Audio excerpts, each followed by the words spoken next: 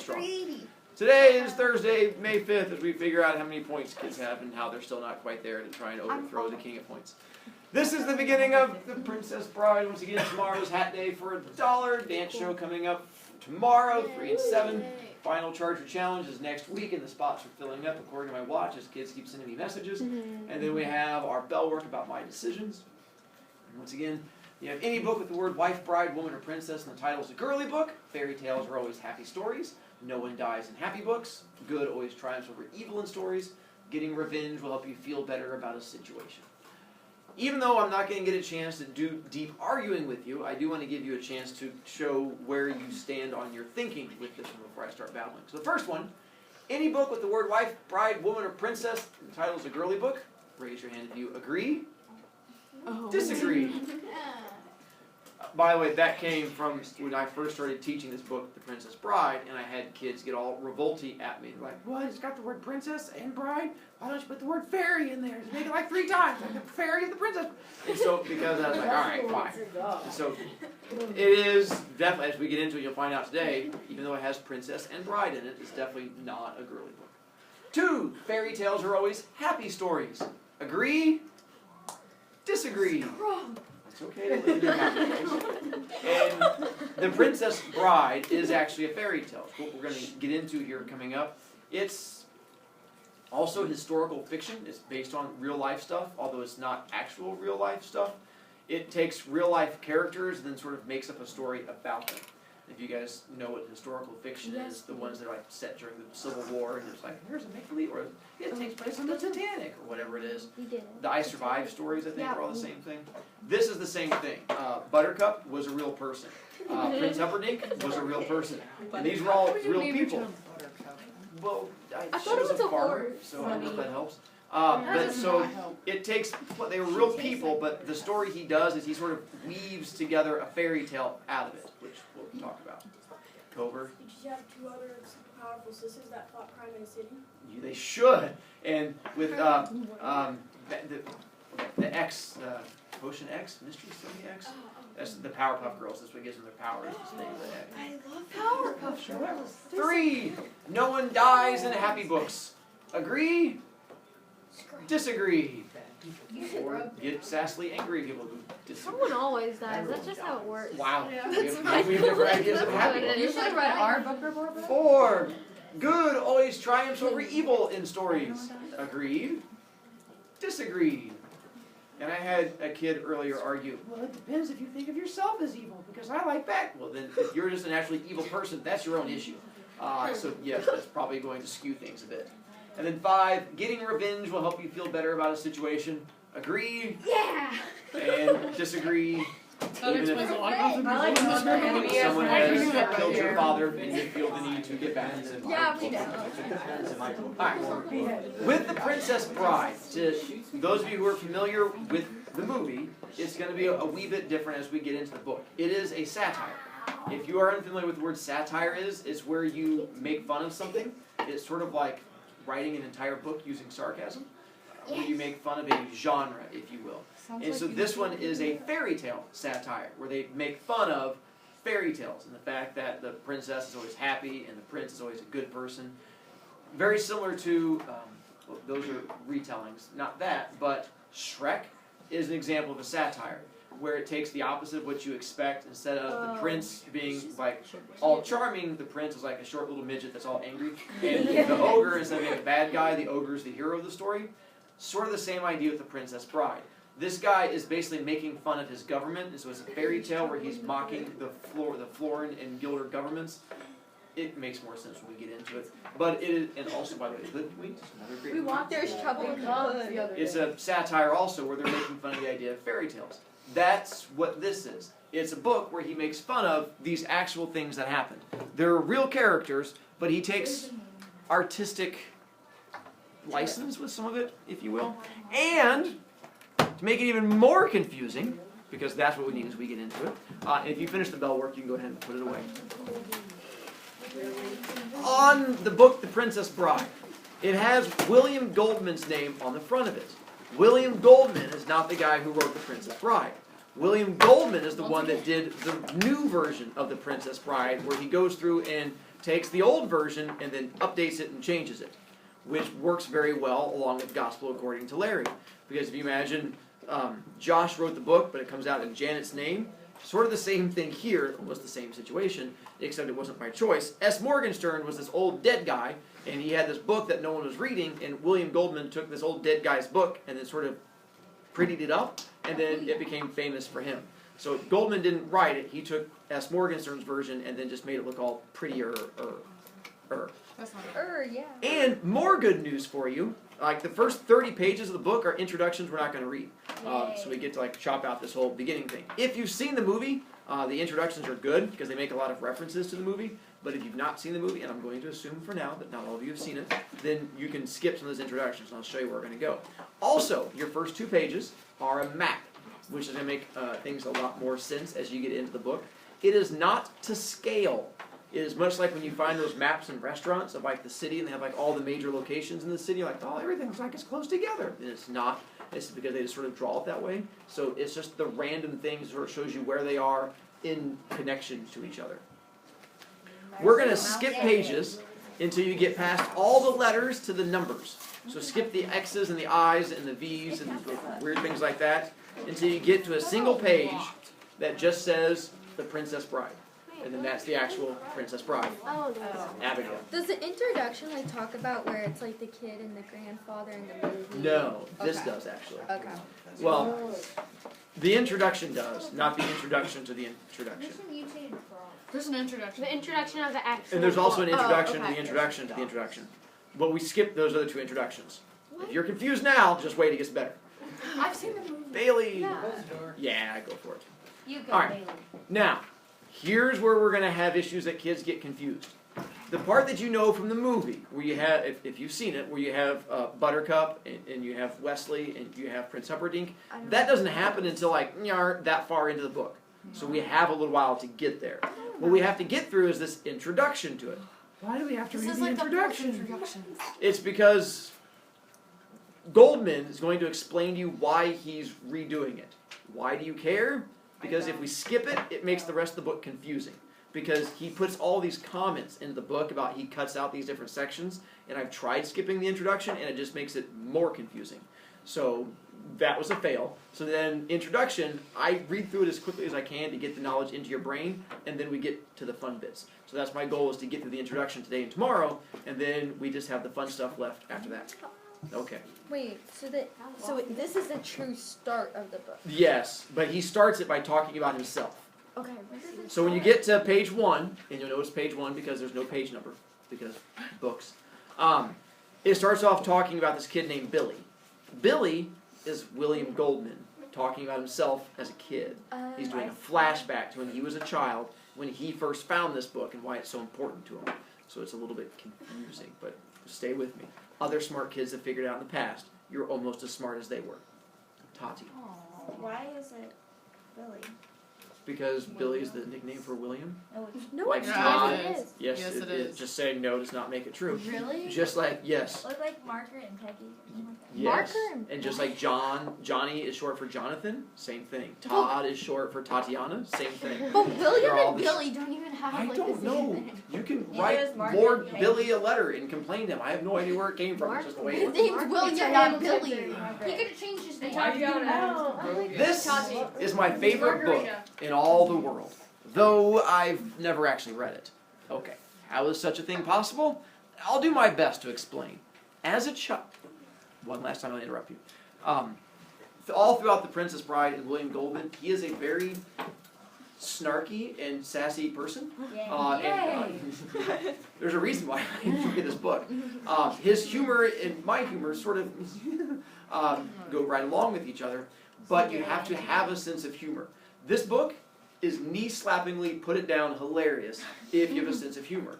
If not, it is going to go over your head and drive you nuts. You're going to go, I don't understand, why are they making fun of that person? And I'm just going to go, because it's hilarious.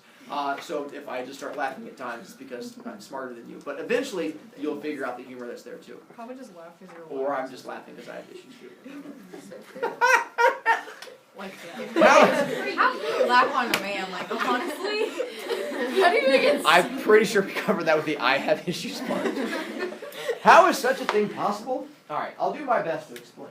As a child, I had simply no interest in books. I hated reading.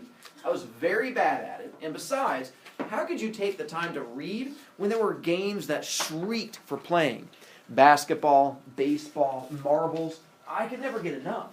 I wasn't even good at them, but give me a football and an empty playground, and I could invent last-second triumphs that would bring tears to your eyes. School was torture. Miss Roginski, who was my teacher for the 3rd through 5th grades, would have meeting after meeting with my mother. I don't feel Billy is perhaps extending himself quite as much as he might. Or, when we test him, Billy does really exceptionally well, considering his class standing. Or, most often, I don't know, Mrs. Goldman, what are we going to do about Billy? What are we going to do about Billy? Well, that was the phrase that haunted me those first 10 years. I pretended not to care, but secretly, I was petrified. Everyone and everything was passing me by. I had no real friends, no single person who shared an equal interest in all games. I seemed busy, busy, busy. But, and I suppose, if pressed, I might have admitted that, for all my frenzy, I was very much alone. What are we going to do about you, Billy? I don't know, Miss Roginski. How could you have failed this reading test? I've heard you use every word with my own ears. I'm sorry, Miss Roginski. I must not have been thinking. You're always thinking, Billy. You just weren't thinking about the reading test. I could only nod. What was it this time? I don't know. I can't remember. Was it Stanley Hack again? Stan Hack was the Cubs' 3rd baseman for these and many other years. I saw him play once from a bleacher seat, and even at that distance, he had the sweetest smile I'd ever seen. And to this day, I swear he smiled at me several times. I just worshipped him. He could also hit a ton. It was Bronco Nagurski. He's a football player, a great football player. And the paper last night said he might come back and play for the Bears again. He retired when I was little, but if he came back and I could get someone to take me to a game, I could see him play. And maybe if whoever took me also knew him, I could meet him after. And maybe if he was hungry, I might let him have a sandwich I might have brought with me. I was trying to figure out what kind of sandwich Bronco Nagurski would like. So for those of you who have trouble paying attention in class, this is the same problem he has. Instead of paying attention, he was imagining giving a sandwich to a football player. On the off chance that he met that football player, if that football player ever came to town and he happened to have a sandwich in his pocket, he was trying to imagine what could... So that's where his brain was going as opposed to paying attention. Which is where you go, oh, is that Mr. Broviak? I wasn't paying attention. I was thinking about this color. Exactly. She just sagged at her desk. You've got a wonderful imagination, Billy. I don't know what I said. Probably thank you or something. I can't harness it, though. Why is that? I think it's that probably I need glasses and I don't read because the words are so fuzzy. That would explain why I'm all the time squinting. Maybe if I went to an eye doctor who could give me glasses, I'd be the best reader in class and you wouldn't have to keep me after school so much. She just points behind her. Get to work cleaning the blackboards, Billy. Yes, ma'am. I was the best at cleaning blackboards, which, by the way, is a punishment, so he's the best at being punished. Do they look fuzzy? Miss Roginski said after a while. Oh, no, I just made that up. I never squinted either, but she just seems so whipped about it. She always did. This has been going on for 3 grades now. I'm just not getting through to you somehow. It's not your fault, Miss Roginski. It wasn't. Oh, I just worshipped her, too. She was all dumpy and fat, but I used to wish she'd been my mother. I could never make that really come out right unless she'd been married to my father first, and then they'd gotten divorced, and my father had married my mother, which was okay because Miss Roginski had to work, so my father got custody of me. That all made sense. Only they never seemed to know each other, my dad and Miss Roginski. Whenever they'd meet each year during the Christmas pageant, when all the parents came, I'd watch the two of them like crazy, hoping for some kind of secret glimmer or look that could only mean, well, how are you? How's your life been going since our divorce? But no soap. She wasn't my mother. She was just my teacher, and I was her own personal and growing disaster area. So he dreams that his teacher is married to his father because that would make his life happy, but they're not. It's just his imagination. You're going to be all right, Billy. Well, I sure hope so, Miss Roginski. You're a late bloomer, that's all. Winston Churchill was a late bloomer, and so are you. I was about to ask her who he played for. He wasn't. He was the Prime Minister of England. Yeah. But there was something in her tone that made me know enough not to. And Einstein. Him I also didn't know. or what a late bloomer was either. But boy, did I ever want to be one. Now he's going to jump to a whole different scene that he's still remembering back to.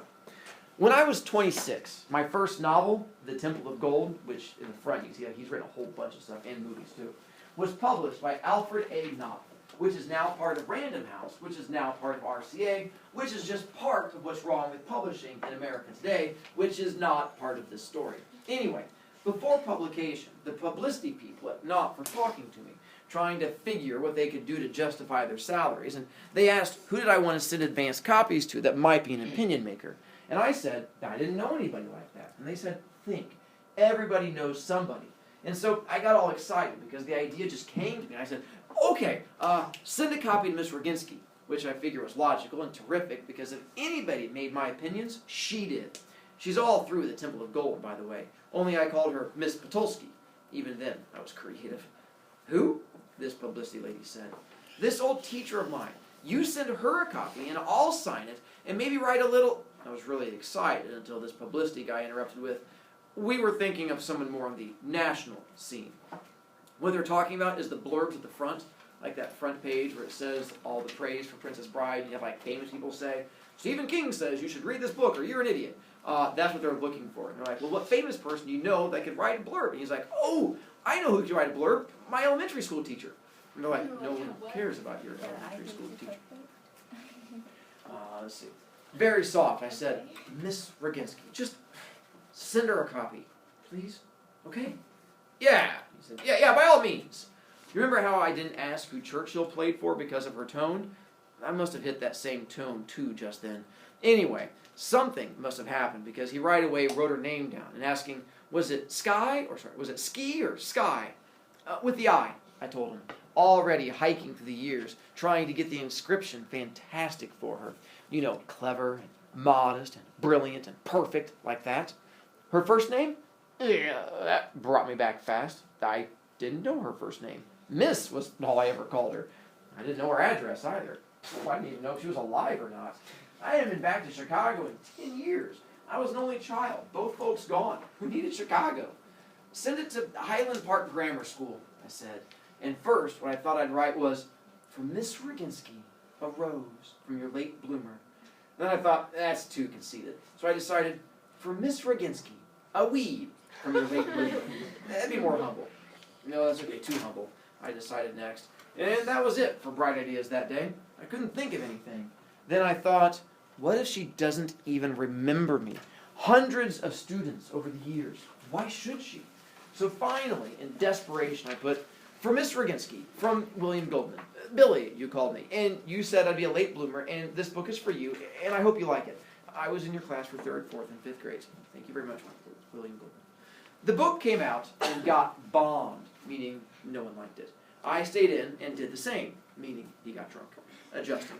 Not only did it not establish me as the freshest thing since Kit Marlowe, it also didn't get read by anybody. Okay, not true. It got read by any number of people, it's just all of them I knew. I think it's safe to say, however, no strangers savored it.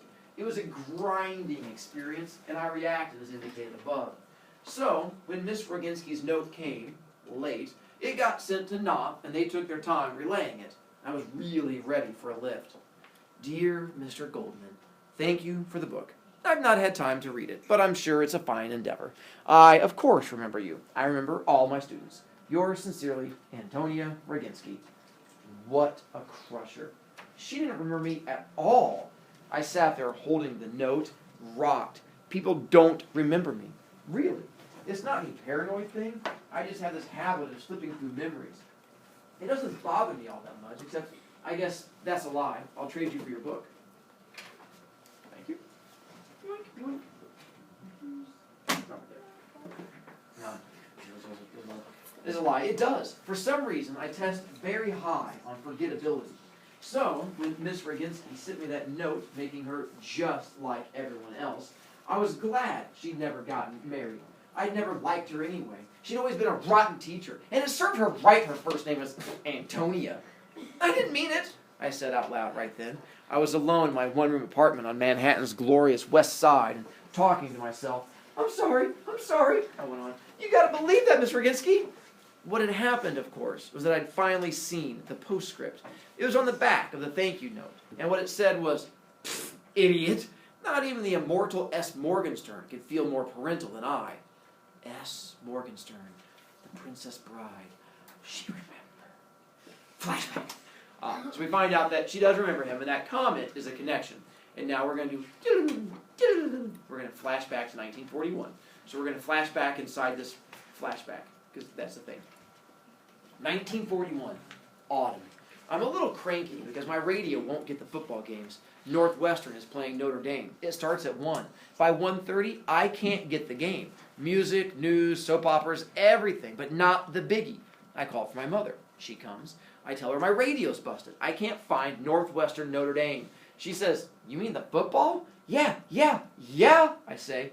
"It's Friday," she says. "I thought they played on Saturday." Am I an idiot? I lay back, listening to the soaps, and after a little I try finding it again, and my stupid radio will pick up every Chicago station except the one carrying the football game. I really holler now, and again my mother tears in. "I'm going to heave this radio right out the window," I say. "It won't get it. It won't get it. I can't make it get it." "Get what?" she says. "The football game," I say. "How dumb are you? The game.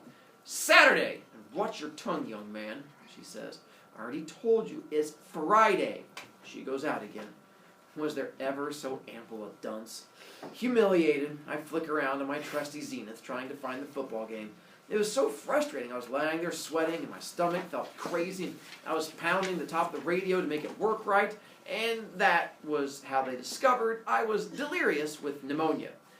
Pneumonia is a sickness that you get, and it basically gives you a fever, which makes your brain get really hot, which makes you start hallucinating and having issues. That's why he was having trouble finding the game and kept forgetting things, because brain fever issues. Pneumonia today is not what it once was, especially when I had it. 10 days or so in the hospital and then home for a long recuperating period. I guess it was 3 more weeks in bed, a month maybe. No energy, no games even. I was just this lump going through a strength gathering time, period. Which is how you have to think of me when I came upon the Princess Bride. It was my first night home, drained, still one sick cookie. My father came in. I thought to say goodnight. He sat on the end of my bed. Chapter 1, The Bride, he said. It was then, only I kind of looked up and saw he was holding a book. That alone was surprising. My father was next to illiterate in English. He came from Florin, it's the setting of The Princess Bride, and there he had been no fool. He said once he would have ended up a lawyer. Maybe so. The facts are, when he was 16, he got a shot at coming to America, gambled on the land of opportunity, and lost. There was never much here for him. He was not attractive to look upon. Very short, and from an early age, bald. And he was ponderous at learning. Once he got a fact, it stayed, but the hours it took to pass into his cranium were not to be believed. His English always stayed ridiculously immigantry, and that didn't help him either. He met my mother on the boat over, got married later, and then, when he thought they could afford it, had me. He worked forever as the number 2 chair in the least successful barbershop in Highland Park, Illinois. Toward the end, he used to doze all day in his chair. He went that way. He was gone an hour before the number 1 guy realized it. Until then, he just thought my father was having a good doze. Maybe he was. Maybe that's all any of this is. When they told me, I was terribly upset, but I thought at the same time it was an almost existence-proving way for him to go. Anyway, I said, "Huh? What? I didn't hear." I was so weak, so terribly tired. Chapter 1, The Bride. He held up the book then. "I'm reading it to you for relax." He practically shoved the book in my face. "By S. Morgenstern, great Florinese writer. The Princess Bride. He too came to America. S. Morgenstern, dead now in New York. The English is his own. He spoke 8 tongues." Here my father put down the book and held up all his fingers. 8! And his father's not smart. "Once, in Florence City, I was in his cafe." He shook his head now. He was always doing that. And my father, shaking his head, he'd said it wrong. "Not his cafe. He was in it. Me too. At the same time. I saw him. S. Morgenstern. He had a head like this. That big. and he shaped his hands like a big balloon. Great man in Florence City. Not so much in America. Has it got any sports in it? Fencing? Fighting? Torture? Poison? True love? Hate? Revenge? Giants? Hunters? Bad men? Good men? Beautifulest ladies? Snakes? Spiders? Beasts of all natures and descriptions? Pain? Death? Brave men? Coward men? Strongest men? Chases? Escapes? Lies? Truths? Passion? Miracles! Sounds okay, I said. I kind of closed my eyes. I'll do my best to stay awake, but I'm awful sleepy, Daddy. Who can know when his world is going to change? Who can tell before it happens that every prior experience, all the years, were a preparation for nothing? Picture this now. An all but illiterate old man struggling with an enemy tongue, an all but exhausted young boy fighting against sleep, and nothing between them but the words of another alien, painfully translated from native sounds to foreign. Who could suspect that in the morning a different child would wake? I remember for myself only trying to beat back fatigue. Even a week later, I was not aware of what had begun that night. The doors that were slamming shut while others slid into the clear. Perhaps I should have at least known something, but maybe not. Who can sense revelation in the wind? What happened was just this. I got hooked on the story. For the first time in my life, I became actively interested in a book. Me, the sports fanatic. Me, the game freak. Me, the only 10-year-old in Illinois with a hate on for the alphabet, wanted to know what happened next. What became of beautiful Buttercup and poor Wesley and Inigo, the greatest swordsmen in the history of the world? And how really strong was Fezzik? And were there limits to the cruelty of Vizzini, the devil Sicilian? Each night my father read to me chapter by chapter, always fighting to sound the words properly, to nail down the sense. And I lay there, eyes kind of closed, my body slowly beginning the long flow back to strength.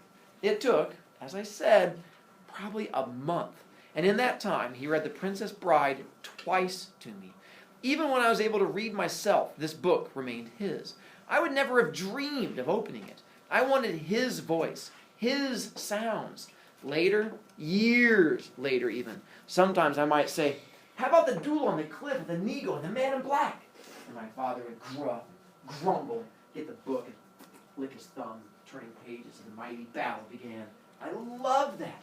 Even today, that's how I summon back my father when the need arises. Slumped and squinting and halting over words, giving me Morgenstern's masterpiece as best he could. The Princess Bride belonged to my father. Everything else was mine. There wasn't an adventure story anywhere that was safe from me. "Come on," I would say to Miss Roginski when I was well again. "Stevenson, you keep saying Stevenson. I finished Stevenson. Who now?" And she would say, "Try Scott. See how you like him." So I tried old Sir Walter, and I liked him well enough to butt through a half-dozen books in December. I mean, a lot of that was Christmas vacation. I didn't have to interrupt my reading for anything but now and then a little food. "Who else? Who else?" "Cooper, maybe," she'd say. So off I went into the Deerslayer and all the Leatherstocking stuff. And then on my own one day, I stumbled onto Dumas and D'Artagnan. And that got me through most of February, those guys. "You have become, before my very eyes, a novelholic," Miss Roginski said.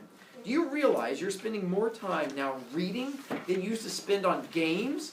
Do you know that your arithmetic grades are actually getting worse?" I never minded when she knocked me. We were alone in the schoolroom, and I was after her for somebody good to devour. She shook her head. "You're certainly blooming, Billy. Just before my very eyes. I just don't know into what." And there we're going to stop. So essentially, the book, The Princess Bride, is what took him from being someone who hates reading and books to becoming the super successful author. That's what changed his life.